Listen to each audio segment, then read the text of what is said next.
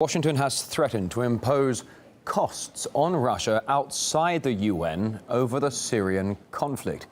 It may mark the starkest warning so far from America, which has been ramping up anti-Russian rhetoric in recent weeks, moving swiftly from criticism to direct threats.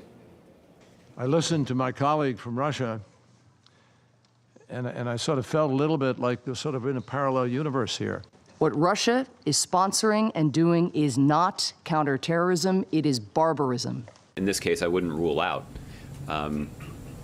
multilateral efforts outside of the UN to impose costs on Syria or Russia or others with regard to the situation inside of Syria.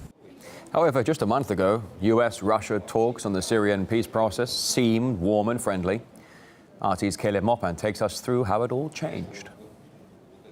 Remember when the United States and Russia were keen on sharing their friendship with the world? Where's the vodka? Pizza from the American delegation. This is from the Russian. Well, it's certainly not like that these days. Extremist groups will continue to exploit the vacuums that are there in Syria to expand their operations, which will include, no question, attacks against Russian interests, perhaps even Russian cities. And Russia will continue to send troops home in body bags. So how did it get this bad? Well, there are key factors that are being left out as the hateful words and threats get louder. Firstly, the U.S. broke the ceasefire when it killed 60 Syrian army soldiers who were on the front lines battling against ISIL. Yes, the coalition did hit people on Saturday. We did. A terrible accident. Secondly, the United States promised to separate the terrorists of al-Nusra from the so-called moderate rebels that they were supporting. Yet months and months later, the U.S.-backed fighters are still fighting side by side the terrorists and extremists.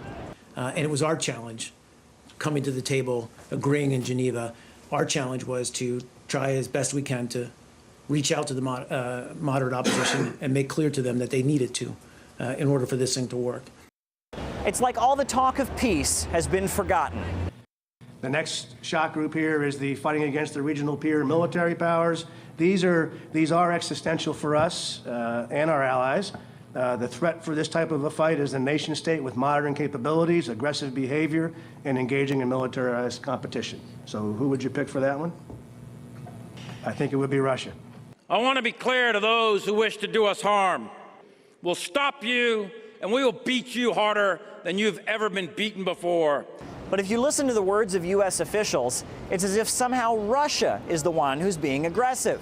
The lunatic warhawks have taken over in Langley, in the Pentagon, and also in the White House. The spokesperson there talking about costs and Russian cities being hit, Russian soldiers coming home in body bags.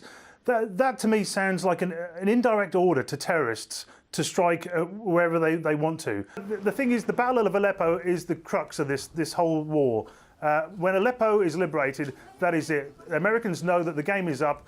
It doesn't matter however much arms and munitions and resupplying they can do to their proxy armies. They're running out of space to fight, and this is why the sort of ratcheting it up of the war of words, I suppose.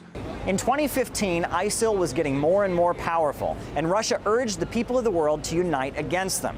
After Moscow's bombing campaign, their previously vast territory has diminished. This has awakened previously dormant arguments.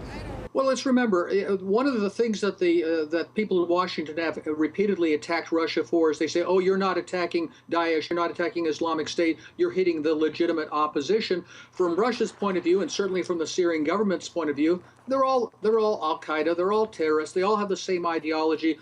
Why should Daesh be singled out? So now, instead of pizza, war is very much on the menu. Caleb Mopan, RT, New York. As Caleb just reported, the territory held by Islamic State has diminished drastically since 2014. Back then, the group seemed powerful enough to build its own state, with stories of an autonomous government and currency hitting the headlines. But now media reports highlight ISIL's decline. Let's take a little look at the map we're going to show you here. Here we see just how much territory Islamic State has lost in 2 years.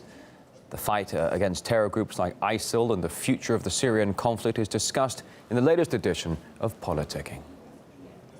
Everybody agrees on ISIS, but nobody else can agree on anything else, and that's the huge problem now. It becomes so complex. Russia argues and Putin argues that the Free Syrian Army, which America argues is actually rebel forces unaffiliated to terrorists, Russia says they're also terrorists. This is a crucial time. It was looking like only a few weeks ago there was even the possibility of Russia and the U.S.